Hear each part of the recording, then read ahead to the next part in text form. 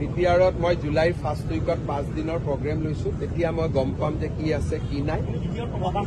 বিটিআৰত মোৰ 5 দিনৰ প্ৰৱাস আছে।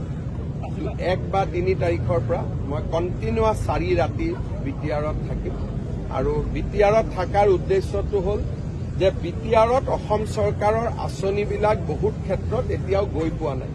গতিকে মোৰ প্ৰৱাসটো ৰাজনৈতিক কম হ'ব, বিকাশৰ ফালে বেছি হ'ব।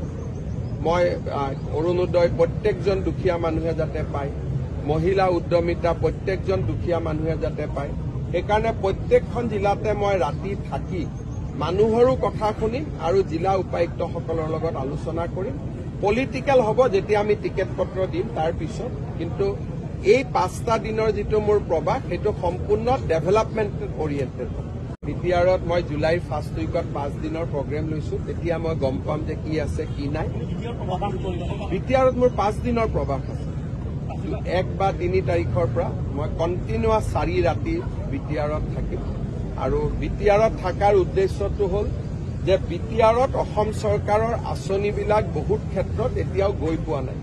গতিকে মোৰ প্ৰৱাসটো ৰাজনৈতিক কম হ'ব, বিকাশৰ ফালে বেছি হ'ব।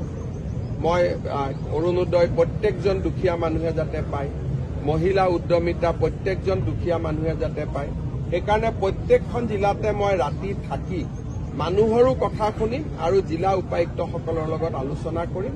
পলিটিকেল হ'ব যেতিয়া আমি টিকেট পত্ৰ দিম তাৰ পিছত, কিন্তু এই 5টা দিনৰ যিটো মোৰ প্ৰৱাস সেইটো সম্পূৰ্ণ ডেভেলপমেণ্ট অৰিয়েণ্টেড হ'ব। বিটিআৰত মই জুলাইৰ ফাৰ্ষ্ট উইকত 5 দিনৰ প্ৰগ্ৰেম লৈছো। তেতিয়া মই গম পাম যে কি আছে কি নাই। বিটিআৰত মোৰ 5 দিনৰ প্ৰৱাস আছে। 1 বা 3 তাৰিখৰ পৰা মই কণ্টিনিউৱাছ 4 ৰাতি বিটিআৰত থাকিম আৰু বিটিআৰত থকাৰ উদ্দেশ্যটো হ'ল যে বিটিআৰত অসম চৰকাৰৰ আঁচনিবিলাক বহুত ক্ষেত্ৰত এতিয়াও গৈ পোৱা নাই। গতিকে মোৰ প্ৰৱাসটো ৰাজনৈতিক কম হ'ব, বিকাশৰ ফালে বেছি হ'ব। মই অৰুণোদয় প্ৰত্যেকজন দুখীয়া মানুহে যাতে পায়, মহিলা উদ্যমিতা প্ৰত্যেকজন দুখীয়া মানুহে যাতে পায়, সেইকাৰণে প্ৰত্যেকখন জিলাতে মই ৰাতি থাকি মানুহৰো কথা শুনিম আৰু জিলা উপায়ুক্তসকলৰ লগত আলোচনা কৰিম।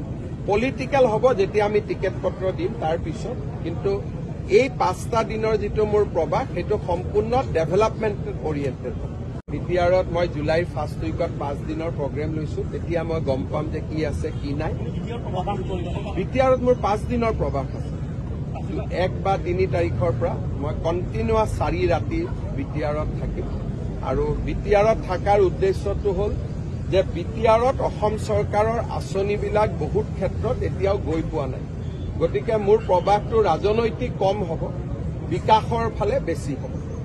মই অৰুণোদয় প্ৰত্যেকজন দুখীয়া মানুহে যাতে পায়, মহিলা উদ্যমিতা প্ৰত্যেকজন দুখীয়া মানুহে যাতে পায়, সেইকাৰণে প্ৰত্যেকখন জিলাতে মই ৰাতি থাকি মানুহৰো কথা শুনিম আৰু জিলা উপায়ুক্তসকলৰ লগত আলোচনা কৰিম। পলিটিকেল হ'ব যেতিয়া আমি টিকেট পত্ৰ দিম তাৰ পিছত, কিন্তু এই 5টা দিনৰ যিটো মোৰ প্ৰৱাস সেইটো সম্পূৰ্ণ ডেভেলপমেণ্ট অৰিয়েণ্টেড হ'ব।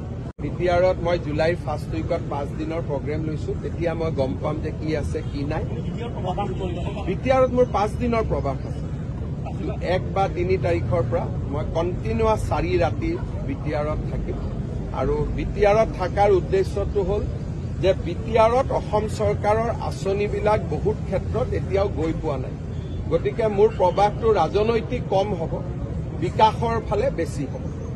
মই অৰুণোদয় প্ৰত্যেকজন দুখীয়া মানুহে যাতে পায়, মহিলা উদ্যমিতা প্ৰত্যেকজন দুখীয়া মানুহে যাতে পায়, সেইকাৰণে প্ৰত্যেকখন জিলাতে মই ৰাতি থাকি মানুহৰো কথা শুনিম আৰু জিলা উপায়ুক্তসকলৰ লগত আলোচনা কৰিম। পলিটিকেল হ'ব যেতিয়া আমি টিকেট পত্ৰ দিম তাৰ পিছত, কিন্তু এই 5টা দিনৰ যিটো মোৰ প্ৰৱাস সেইটো সম্পূৰ্ণ ডেভেলপমেণ্ট অৰিয়েণ্টেড হ'ব।